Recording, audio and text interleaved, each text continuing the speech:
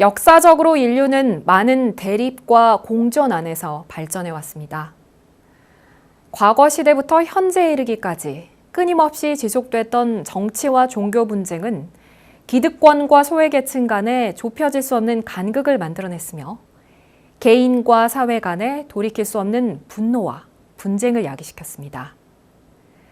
대립이란 의견이나 처지, 속성 따위가 서로 반대되거나 모순되는 관계를 말합니다. 즉, 나와 다른 생각과 입장에 놓인 이들을 마주할 때 쓰는 말이죠.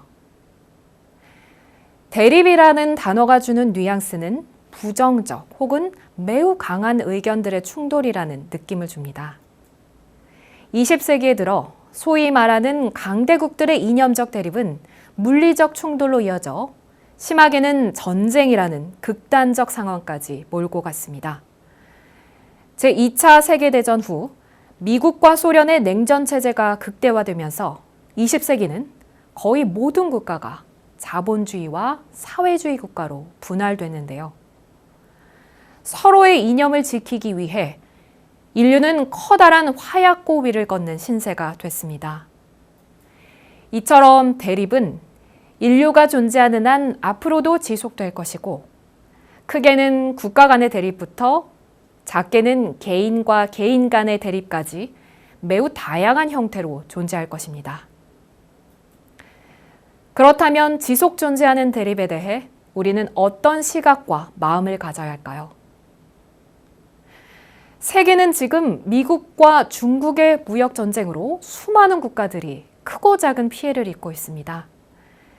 그리고 대한민국에 대한 일본의 수출 규제는 두 나라 간에 지울 수 없는 상처를 입히기도 했는데요. 이 심각한 대립의 결과는 누구의 승리로 끝날까요? 아니, 과연 승리자가 있긴 할까요? 대종사님께선 불지품 21장에서 광활한 천지는 한 번 마음을 옮겨 널리 살피는 데 있다고 말씀하셨습니다. 또한 널리 살피지 못하는 사람은 항상 자신이 하는 일에만 고집하며 자신의 지풍 속에만 성습되어 다른 일은 비방하고 다른 지풍 속은 배척함으로 각각 그 규모와 구습을 벗어나지 못하고 한편에 떨어져서 그 간격이 은산 철벽과 같다고 하시며 우리 사회의 반목과 투쟁이 다 이에 따른 결과물이라고 하셨습니다. 실로 우리 사회의 어두운 양면을 잘 드러내 주신 말씀인데요. 마음을 옮기지 못한다는 것은 마음의 중도를 잡지 못해 한편에 착해 있는 모습이고 착된 마음으로는 남까지 살필 여력이 없다는 뜻일 겁니다. 지금 벌어지고 있는 국가와 국가 간의 대립에는 분명 명분이 존재할 것입니다. 경제적 이익이 됐든 국가의 자존심이 됐든 아니면 상대방의 몰락이 곧 나의 부흥으로 이어질 수 있다는 욕심이 됐든 말입니다. 하지만 앞서 대종사님의 말씀처럼 이는 다른 집 풍속을 배척하고 서로를 비방하는 이유일 뿐 결코 정당한 명분이 될 수는 없습니다. 다시 말해 어떤 이유에서든 반목과 투쟁의 상처만 남을 뿐 누구도 승리하지 못한다는 뜻입니다. 그래서 대종사님께서는 해결 방법을 제시하셨습니다.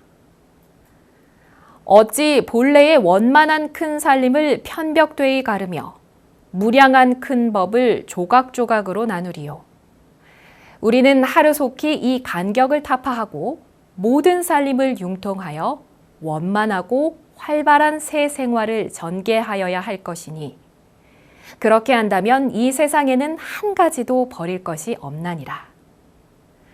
참으로 명쾌한 답입니다. 큰 틀에서 우리 인류는 모두 하나입니다. 지구라는 큰 지붕 아래 힘이 세고 약함이 무슨 의미가 있을까요? 그저 사랑하는 아버지와 어머니, 그리고 내 목숨 같은 나의 형제 자매들만 있을 뿐입니다. 미국이 부강할 수 있었던 이유 중 하나가 바로 중국의 존재이고 대한민국과 일본은 대승적 의미에서 이미 가장 가까운 존재입니다.